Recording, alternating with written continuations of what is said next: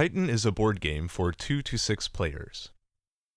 Play occurs both on a main master board and on smaller maps called Battlelands where combat takes place. Each player builds up armies called legions and uses them to attack their opponents. Each player has a special unit called the Titan. The Titan is like a king in chess. If a player loses their Titan, they are eliminated. The game ends when only one Titan remains. Players earn points by defeating opponents' legions in combat. Points make a player's Titan stronger and also award powerful characters called angels. Points do not directly affect the game outcome. Players with fewer points can win games, as long as they control the last remaining Titan on the board. Legions increase in strength by adding more and more powerful characters. Legions can add a stronger character by bringing a certain number of specific weaker characters to the right location on the board. This is called mustering. Only legions that move in a given turn can muster more characters. Let's watch Player 1 use his turn. Player 1 will split, move, battle, and muster with his legions. He begins the turn by deciding whether to split any legions. Legions can have a maximum of 7 characters, so Player 1 will need to split this legion if he wants to muster with it later. Player 1 moves his legions across the master board according to the die roll. He must move at least one legion each turn. Each legion that moves travels as many spaces as the die roll, no partial moves, unless it encounters an enemy legion, in which case it stops and a battle is initiated. Once in motion, a legion continues along one of 3 tracks. An outer track, which flows clockwise,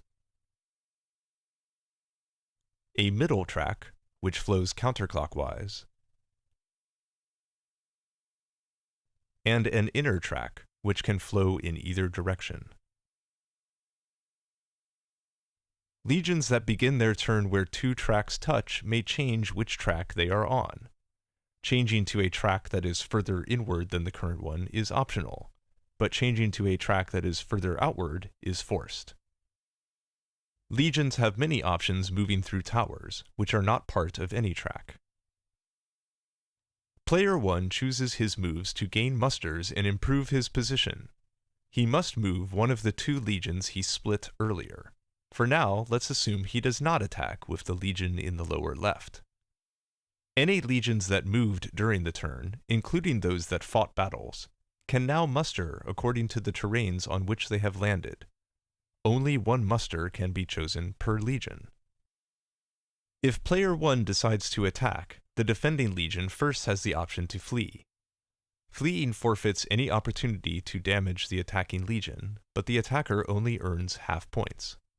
Some characters, such as Titans, are not allowed to flee. If the defender does not flee, battle begins on a battleland corresponding to the terrain on which the 2 legions met. There are 11 different terrains on the master board, each corresponding to a unique battleland. The battleland is oriented according to the direction from which the attacker approached. The defender always deploys at the narrower end of the battleland, while the attacker deploys at the wider end. During battle, the game enters a different play sequence limited to the attacker and defender. Each player in turn maneuvers and strikes with their legion's characters, then their opponent has a chance to strike back. Battles are limited to 7 rounds of exchanges.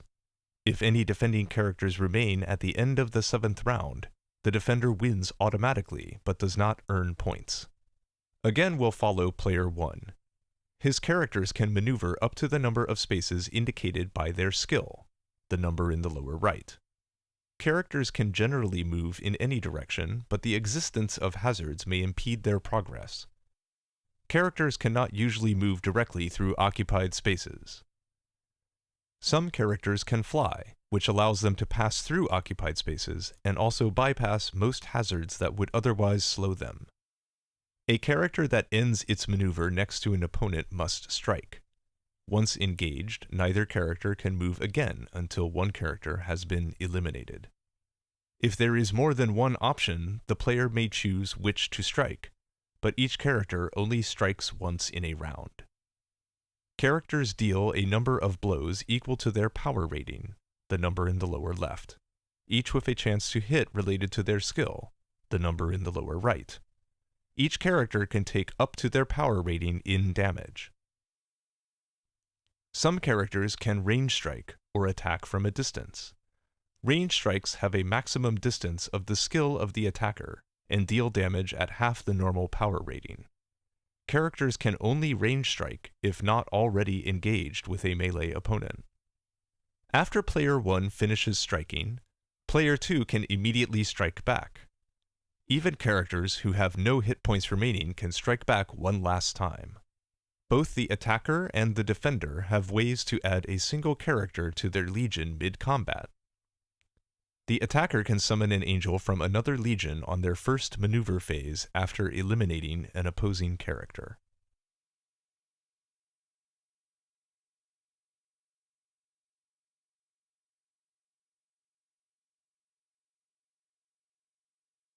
The defender can add a reinforcement on the fourth maneuver phase. Reinforcements are just like mustering, so the defender must have enough living characters of the right type for the terrain. In this case, player 2 decides the Gorgon wouldn't help him win, and would only give his opponent more points.